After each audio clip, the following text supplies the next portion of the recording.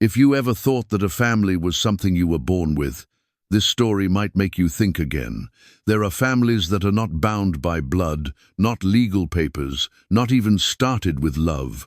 There are families that are formed from a pot of poor soup, a rickety house, and a woman who dared to stay when all the reasons to leave were ready. Welcome to a storytelling journey where no one is perfect, no one is complete, but everyone chooses to stay. This is not a fairy tale, but a memoir of courage, of love planted with every meal, every patched blanket, every time standing in the wind without turning back. Before we begin, if you love stories of perseverance, of faith restored through small but steadfast actions, please give this video a like, subscribe to the channel, and share it with someone who needs to hear something warm enough to hold them back. Because who knows, you or they might be standing in front of a house that doesn't belong to you, but contains people waiting to be loved in the right way. Now, take a step back.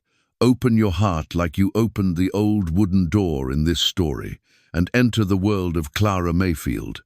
A woman steps off a train with 2 old trunks and an unchosen heart. But sometimes it's not who chooses you, it's that you choose to stay. The letter promised everything: a house on a hill, a kind man with rough hands and a roof that never leaked, a full meal for more than one hungry stomach, even 7 chickens that would provide eggs every morning. Clara had read the words so many times that they burned into her memory. A lifeline on the cold nights of her Kansas lodgings, where love was a luxury and faith was running low. But when the train pulled up at Dry Creek, there was no man waiting, no sign with her name scrawled in black ink, no horse pulling a carriage, no welcoming arms. Just dust, wind, and a boy of about 10, barefoot in the dry earth, eyes squinting against the sun, looking at her as if she were a fading mirage. "Are you Clara Mayfield?" he asked.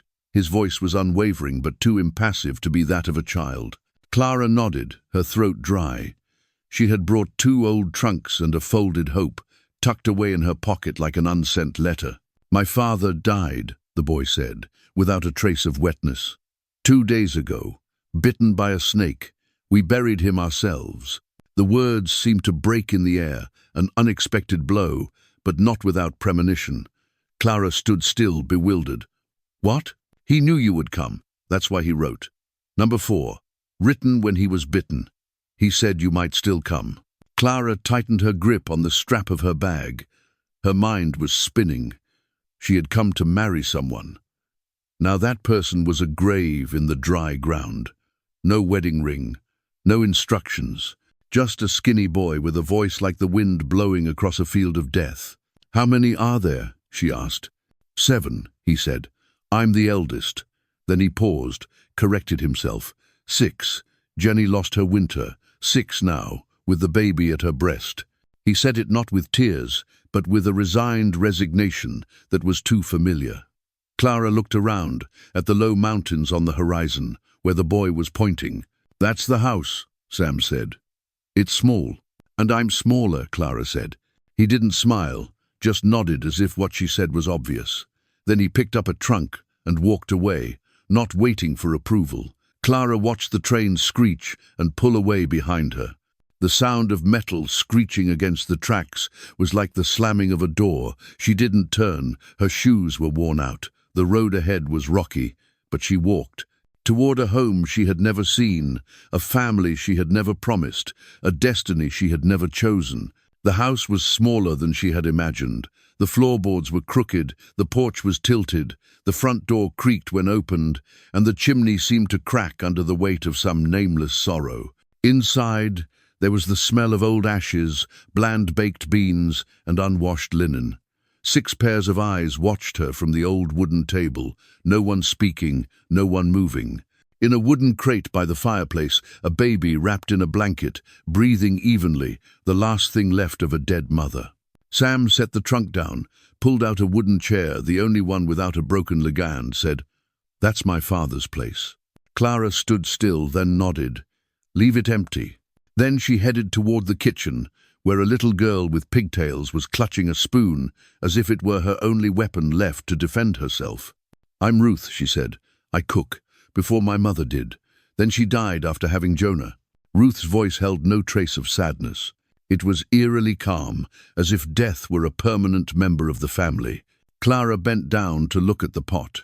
A potato cut into 7 pieces, 2 peas floating. The water was clear, as if it had never tasted meat. She rolled up her sleeves. "Let's start over." She poured water from the canteen she had brought with her, dropped in some salted meat hidden in her pocket, sprinkled in a few dried leaves from the small embroidered bag she had kept carefully since leaving the boarding house in Kansas. Steam rose. The flavors changed. Not much, but different. The children didn't speak, just watched, their noses twitching, their stomachs growling silently. She divided the soup into uneven bowls, handing them to each child gently. "Eat slowly," she said, "so your stomach remembers how to be full." No one objected. There was no talking, no laughter, just the sound of spoons hitting bowls, a sound so light you feared it would be lost if you breathed too hard. Clara didn't eat. Her stomach was empty, but she leaned against the door, watching silently. This meal wasn't for her. It was an introduction. The first step to declaring, "I choose to be hungry with you, rather than full somewhere else." When the dishes were done, the children used a basin of cold water in the yard. Sam sat back, untouched, in the chair his father had occupied, as if he were taking the place of not just a person, but a history. At night, when the fire was only a rosy glow and the wind whistled through the cracks in the boards, Clara opened the smaller trunk, searching for what she had hidden. A letter, a notebook. She found the thin notebook in an old cloth bag, hidden under a sack of moldy oats. Opening it, each page contained births, deaths, and harvests, and a few unfinished drawings of a chicken coop. At the bottom was a scribbled, urgent note. "Clara Mayfield arrives the 3rd of June. Treat her well. She has nothing, but we will give her all we have." Clara's hand trembled. He knew death was coming, and still wrote her name, as if putting a period on an unfinished novel. She looked up. The room was silent. Muddy boots lined up at the door, soft breathing coming from the corners. A tiny arm fell from the blanket, hanging limply, trusting. She was no longer a stranger looking for love. She was someone who had walked into a broken house and found herself there, among hearts that had never been mended. And tonight, she was the first stitch. When the night had completely fallen, Clara sat alone by the dim light from the fireplace. The fire was as weak as her mood, not extinguished, but not warm enough. The house was still unfamiliar. The sound of the wind whistling through the cracks in the planks sounded like the whispers of the dead. But the silence of this place did not scare Clara. It made her realize one thing clearly: someone had tried until the last minute here. And now she would have to continue that, even though she did not know where to start. The next day began with the cry of a newborn baby. Clara woke up early, boiled water, washed her face with the cold, numbing water from the wooden basin on the porch. The sun had not yet risen, but the stove needed a fire. She lit the first one, not big but enough to keep the porridge from overflowing. Breakfast was just some leftover cornmeal, a few pieces of stale bread toasted over the coals, and warm water mixed with honey left from the corner of the cupboard. But it was the first warmth the children had received after many long days of makeshift living.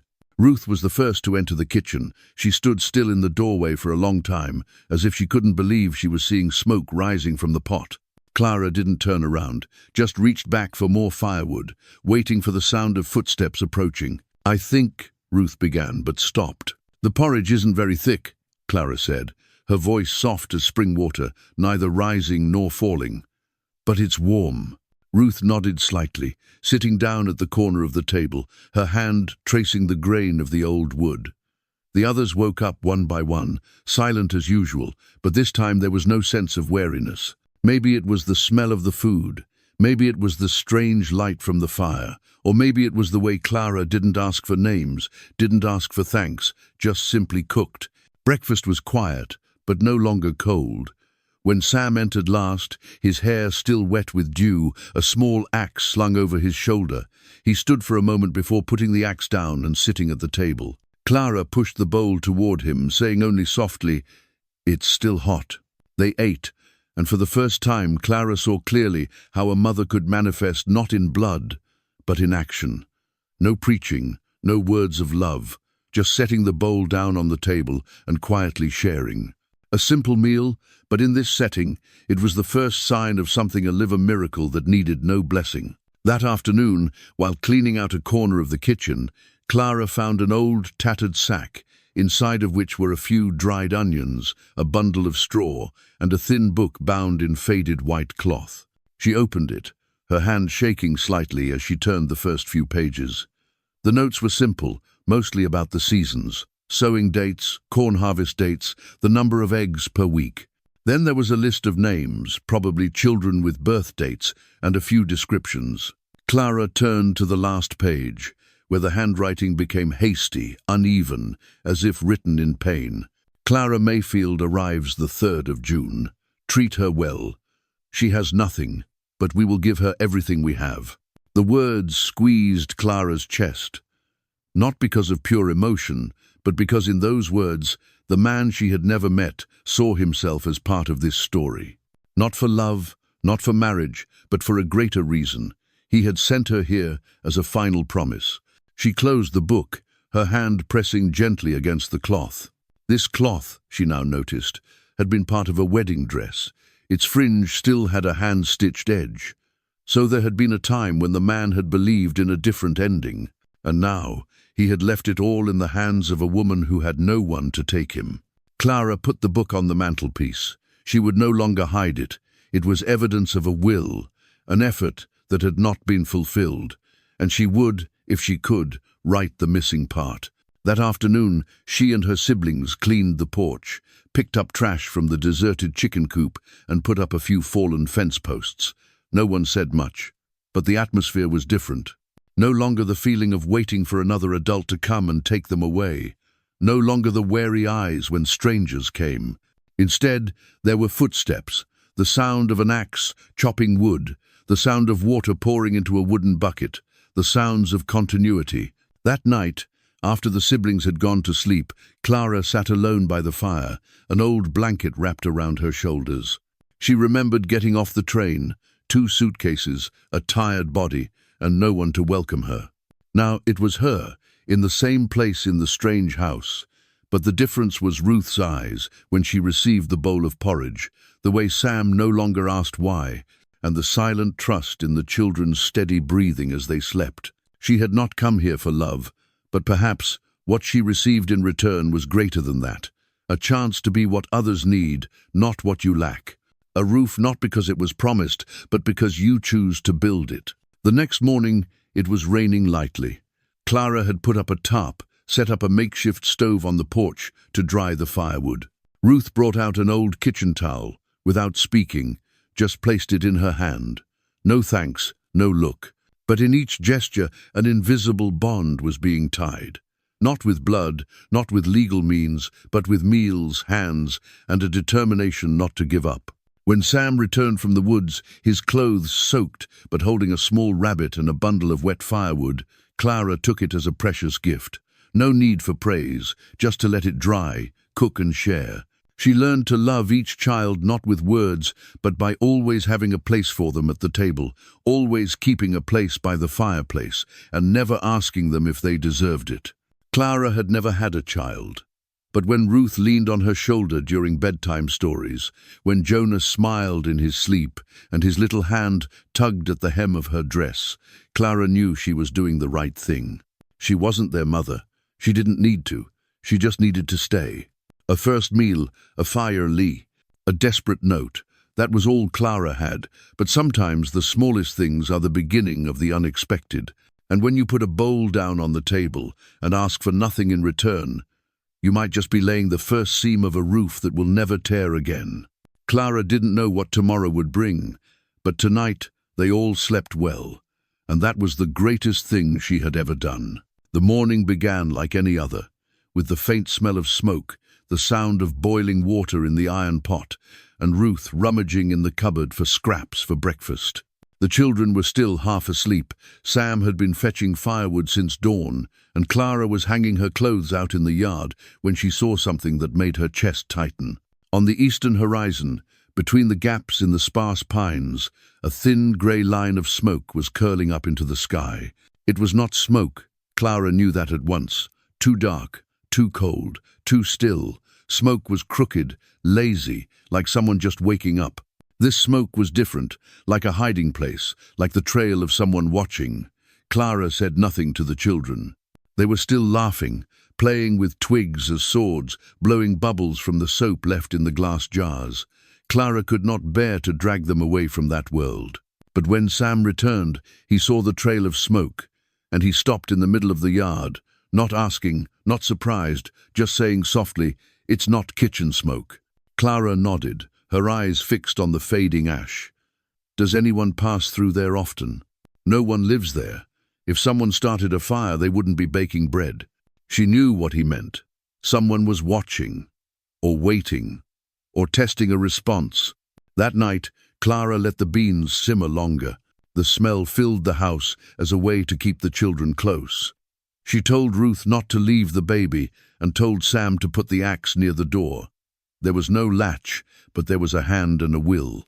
After the meal, the children slept soundly, but not Clara and Sam. They sat on the porch, listening to the wind, to the wooden floorboards groaning like wandering souls looking for a way in. "Why don't you leave?" Sam asked. Clara looked straight at the distant stretch of forest. "Because if someone out there is going to do something bad, I don't want to turn my back and leave you to it." "And if they come?" Sam asked. "I'll fight before I run." He smiled, a smile that wasn't entirely convincing but also not suspicious. "You don't look like someone who fights. That's why people don't take precautions." Sam said nothing more, and in that silence they heard the sound of hooves. A tall figure rode past the edge of the woods, then disappeared in a puff of smoke. The next night, the wind turned colder, and Jonathan, the boy in the herd, began to cough. At first, it was a soft cough in the middle of the night. By morning, he couldn't keep his porridge down. His eyes were glazed, his forehead was hot. Clara put her hand on his forehead, then his cheek, then his back. Hot. She pulled back the blanket, rearranged the fabric to let air in, and started making tea from young pine needles. Ruth helped wash the towels, change the water. But by noon, Ruth was tired, her hands shaking, her voice low. Clara had no time to worry. Within a day, all 4 children had fevers. The baby stopped crying. There was complete silence. So much so that Clara had to put her ear to its chest to hear its faint breathing. Clara did not sleep, would not allow herself to sleep. She turned over an old medicine book she had found in a dusty laundry bag, using whatever was left: leaves, warm water, clean cloths. Whenever one of them fainted, she put a compress on his forehead, rubbed his palms, turned him to ventilate. No medicine, no doctor, no one came to knock on the door. The second night, she was nearly exhausted. The baby did not stir for 3 hours. Clara held him close to her chest, clutching him as if she held him tight enough, death would not find a way in. "Don't take them," she whispered. "Take me, but don't take them." In the fading firelight, Clara knelt, her hands shaking but not letting go, her head bowed. She had no religion, no way of praying from a book. But the request didn't need to be worded, it just needed to be real. "Don't take them," she said again, her voice breaking. "I came for them. Don't let me be late."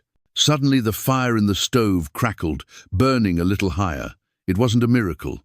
It was just the wood burning at the right time. But to Clara, it was a sign. She got up, wiped her tears, and started over. The next morning, Warren returned. He had a small sack of rice, some dried meat, and a box of dry wood. But when he saw Clara's face, he knew something was wrong. Without waiting for an explanation, he put down his load and walked into the house. No questions, no permission. Just started fetching water, building a fire, hanging cloths around a corner of the room to make a tent. They took turns, holding the baby, feeding her little sips of porridge, wiping her forehead, and telling her stories in hushed tones. There was no time for despair, only action. Sam was the last to fall ill. He struggled, helped her for 3 days, until he could no longer stand. Clara helped him lie down, covered him with a blanket, rubbed his back. When Ruth fell into the basin of water, eyes open but no sight, Clara thought she would collapse. But she picked Ruth up, pressed her cheek to hers, and held her until she felt some warmth return. The fourth night, Clara collapsed to the floor, exhausted. But the children began to breathe more deeply. Jonah opened his eyes first, whispering for bread. Ruth stirred, then went back to sleep, but her hand was already unconsciously holding Clara's. When Sam opened his eyes and whispered, "Are you still here?" Clara nodded, tears streaming down her dirty cheeks. "I never left," she replied. "There's no day I'll leave." That night, she lay among her siblings, her arms around them, feeling her breathing grow weaker and stronger, the cold sweat melting away. She was no longer an outsider. Clara had gone through a battle no one saw, no one knew her name. But if she survived the fever, it was no longer an abandoned home. It was a home that had been kept alive by blood, tears, and the choice not to turn away. And even though the wind was still cold, Clara knew, once you pray with your life, life will pray back for you. The fire in that house never went out again, not because of the wood, but because the faith did not die with the fever. The fever had subsided, the children were still weak, but laughter was slowly returning to the house. Clara was mending the torn curtains by the window, while Ruth read to Jonah the last part of an old book the church had sent.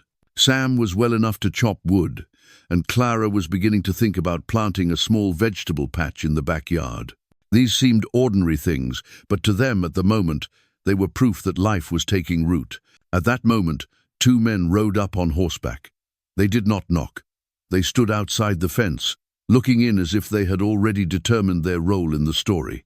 One was tall, wearing a long coat, holding a roll of stamped paper.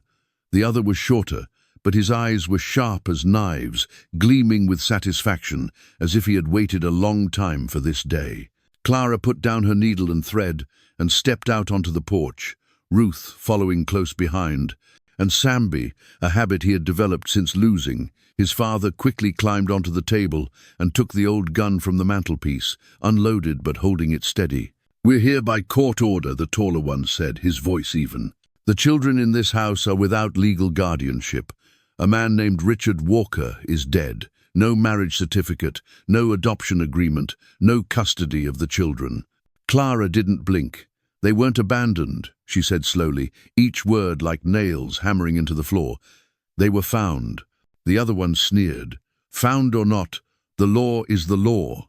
And the law says, without a warrant, you're nothing to these children. You're an outsider." "I'm the one who stayed," Clara replied. "When they had a fever, when no one dared enter the house, I was the one who lit the fire, cooked the food, wiped the sweat, lulled them to sleep. Paperwork can wait, life cannot." "Don't let it go any further," the shorter man interrupted, his voice hissing. "We have the right to force them. If we have to, we'll take them away today." The door behind Clara opened. Sam stepped out, his old gun in his hand, his arm still bandaged, but his gaze unflinching. Ruth followed, holding an old broom, not because it was a weapon, but because she was used to standing up for those she loved. "You think you're going to an orphanage?" Sam said. "This is home, ours. And she's the only one who chose to stay when everyone else left." "She's not your mother," the man snapped. "It doesn't have to be," Ruth replied. She taught her brother to eat. She sat by his side when he was delirious with fever. She sang lullabies to the children while she bandaged someone else's wounds. That was enough. The air was thick. The men didn't move, but Clara knew that if she had been alone, they might have entered. But now, it was different. Beside her were two not-so-young children, and behind them a family was waking up, knowing that this place, despite its ramshackleness, was all they had. Footsteps echoed from the henhouse. Warren appeared, slowly but firmly, his shotgun slung over his shoulder. He said nothing, just stood there, his gaze fixed on the two men, a reminder that this was no longer a forgotten plot of land. This was someone's home, and someone was willing to defend it. The taller one pulled out a piece of paper and held it up like a shield.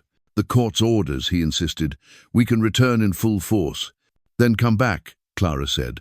"But bring more laws, more people, but not the truth. I'm not asking for custody. I live with it." The silence that followed seemed to squeeze the sky. The men said nothing more. They turned their horses, leaving behind them the eyes that still burned, but their steps were no longer sure. They could not win, not because of the guns, but because there was someone standing on the porch, unafraid and willing to call what they had a family, even if no one else outside recognized it. Clara stepped back in, her hand resting lightly on Sam's shoulder, then around to Ruth's back. She didn't need to say anything. A gentle squeeze was enough. The children were eating inside, the bowls still hot, the smell of herbs wafting out onto the porch. The meal had not been interrupted, nor had life. That day, Clara understood one thing clearly. Sometimes you don't have to prove yourself to everyone. Just right enough so that a child doesn't feel left out again. And when you have that, no court can take it away from you. The children slept peacefully at night. No one asked about the men. No one mentioned the warrant. Sam put the gun back on the shelf, but this time not out of fear, but because he knew he was ready to use it if necessary. Ruth sat by the bed, folding some clothes that still smelled of the sun, and Clara looked at them, not seeing children anymore, but people growing out of a house that once thought it couldn't hold them. The night wind blew gently across the porch, but the door remained closed. Clara knew that from now on, whoever came would have to walk through something no court could have foreseen. A family that had learned to stand up for each other. And that was stronger than any red stamp on a piece of paper. Winter came early that year, and stayed longer than usual. Cold winds crept through the cracks in the boards, and snow lay on the roof for weeks. But for the first time since Clara had set foot in Dry Creek, the house no longer felt deserted. There were signs of life, of people in every corner, little muddy shoes outside the door, scarves draped over a broken chair, the sound of giggling under the blankets at night. Ruth could cook without Clara's prompting. Sam could mend the roof of the chicken coop without asking, and the children knew every part of the story Clara told them, as if it had been theirs for a long time. Clara was no longer a guest. She had become a silent pillar, the first to wake, the last to go to sleep, the one who knew which little boy would cry because of a bad dream, which one needed a little extra hug, and who often quietly hid the fear in his eyes. They no longer called her by name. One day Ruth accidentally said, "Mommy, the pot lid fell under the stove." The house was silent. Ruth blushed, but Clara just smiled and continued washing the dishes as if it were the most natural thing. From that day on, no one corrected her. Mom gradually became a name that was not forced or wrong, but the result of days of silent understanding, hugs without reason, and the times Clara sat and watched each child sleep in the middle of the freezing night. Then one day, when it was snowing lightly, Sam discovered someone standing outside the fence. A young girl, no more than 16, holding a red baby tightly in her arms, her eyes red, her hair tangled, her feet bare, her lips pale from the cold. She said nothing, just stood there, as if trapped between two worlds, the one she had escaped from and the one she had not dared to enter. Clara saw herself that first day, a person with no place to call home, carrying only a fragile hope that someone would open the door without asking too many questions.